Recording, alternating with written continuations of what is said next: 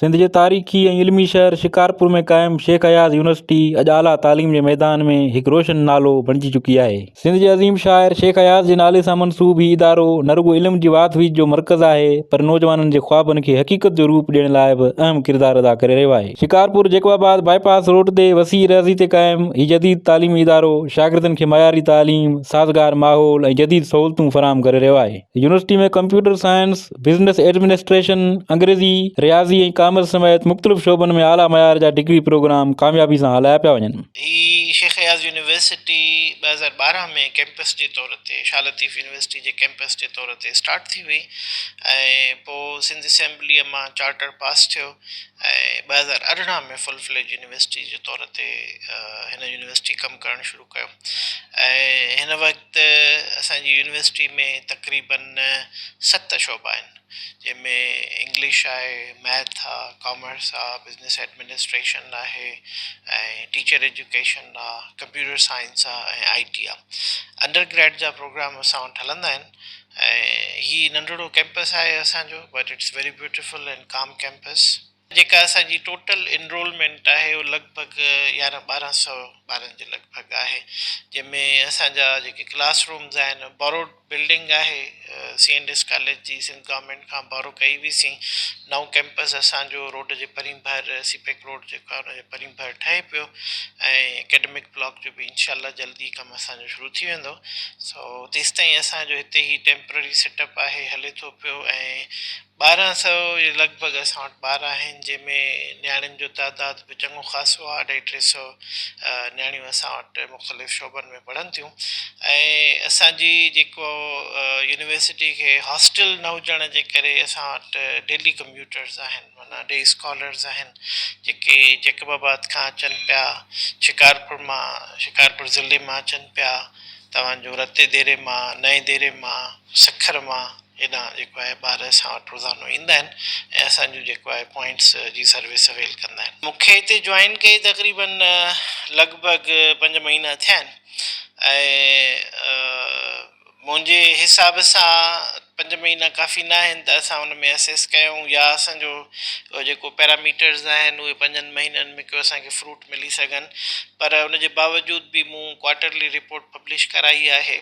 ऐं उहा इंशाल्लाह जल्दी सभिनी खे प्रोवाइड कई वेंदी।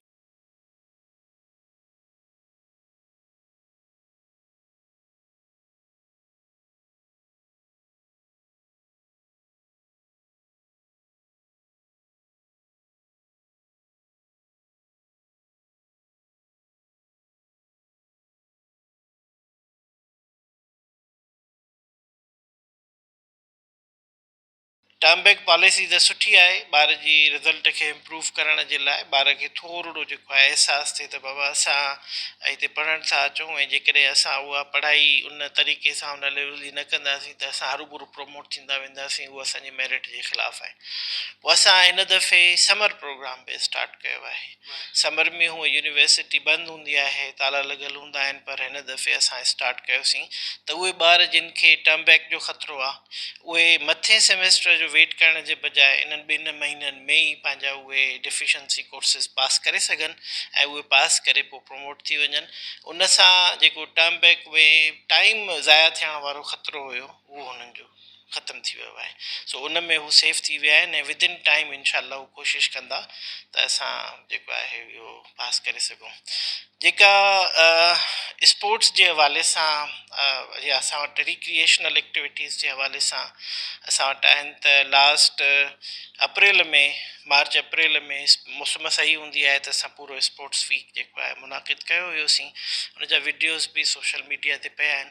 उन में असां नियाणियुनि जूं जेके गेम्स आहिनि उहे बि रखियोसीं, थ्रोबॉल बि रखियोसीं, वॉलीबॉल बि रखियोसीं ऐं ॿियूं जेके क्रिकेट मैच शाहीबाग जे PCB ग्राउंड में उहो बि रखियोसीं, टेबल टेनिस जा मुक़ाबला बि करायासीं।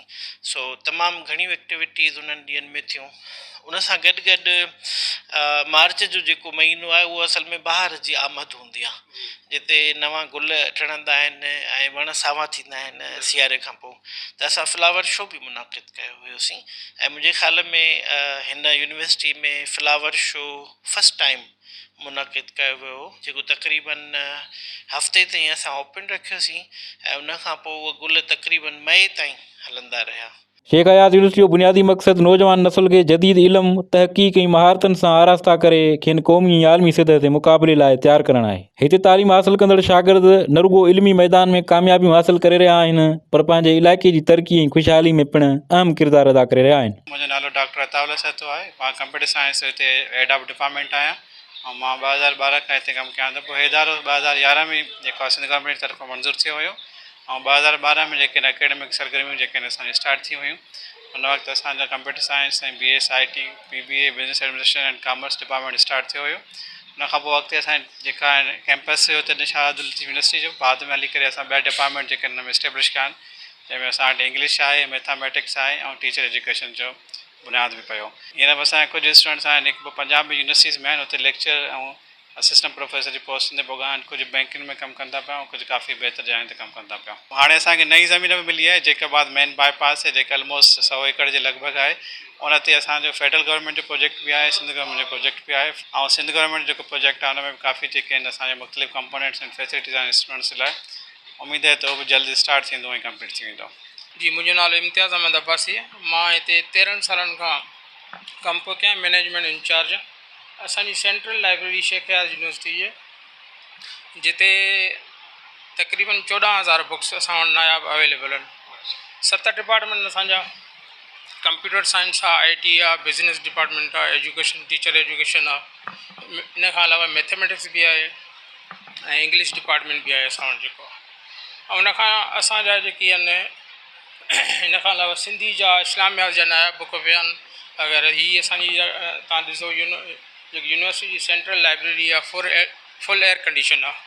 टोटल टाइटल जेके आहिनि तक़रीबन 52 खां प्लस ई आहिनि शेख हयात जा, पर हींअर असां वटि जेके आहिनि 40 खां प्लस आहिनि, 44 तक़रीबन असां वटि अवेलेबल जेके आहिनि शेख हयात जा बुक्स जेके उनजो कार्नल असांजो अवेलेबल आहे जेको शेख हयात। ॾिसो, शिकारपुर सिंध जी अॾींदड़ आहे, यानी तारीख़ में शिकारपुर जो जेको पस मंज़र आहे उहो एॾो शाहकार ऐं शानदार आहे जो यूरोप वारा इन ॻाल्हि ते हैरान आहिनि त हीअ कहिड़े क़िस्म जा माण्हू आहे जेके पूरी दुनिया मां कमाए अची पंहिंजे शहर में ख़र्चु कंदा हुआ ऐं सॼे जो सॼो शहर शिकारपुर सिविल सोसाइटीअ ठाहियो आहे। यानी हिते को बि इदारो सरकारी न हुयो ऐं हितां जूं जेके आहिनि 1203 जायूं जेके आहिनि उहे हेरिटेज करार ॾिनियूं हुयूं ऐं जेका वर्ल्ड हेरिटेज आहे उन में बि 100 जॻहियूं शिकारपुर जूं। सो शेख हयात यूनिवर्सिटी असुल में इन पस मंज़र में ठही, उन लाइ जदोजहद हितां जे शाइरनि अदीबनि कई, सिंधी अदबी संगत उन जी सरवाणी कई। त जहिड़े नमूने सां बर सग़ीर जा वॾा नाला आहिनि, मिसाल तौरु टैगोर आहे, इक़बाल आहे, उन्हनि जे नाले सां यूनिवर्सिटियूं आहिनि, त पोइ शेख हयात जे नाले सां छो न हुअणु खपे, जॾहिं शेख हयात जो कंट्रीब्यूशन कई सां उनखां बि अञा वधीक आहे। पोइ इहो ख़्वाबु असां सजाए करे 2008 में असां प्रेस कॉन्फ्रेंस कईसीं, सॼी सिंध में वियासीं, जिते जिते बि को इवेंट थींदो हुयो उते वञी करे माण्हुनि खे मोबिलाइज़ कंदा हुआसीं।